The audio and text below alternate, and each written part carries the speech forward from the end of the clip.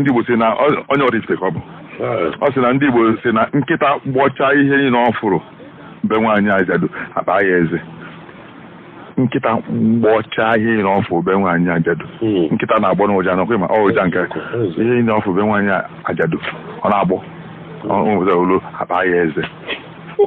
Ọ ụdị ihe na-efe oke ya na-agbọ nkịta fụ onye ori o kwesịrị ka ọ gbọọ ya ọfụ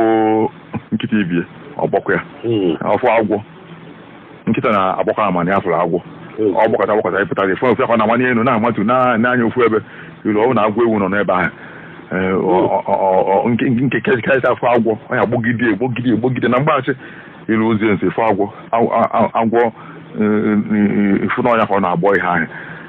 inu wee sị na nkịta gbọcha ihe niile ọ fụrụ ebe nwaanyị ajadu akpa ya eze ịma ihe a na-ekwu ya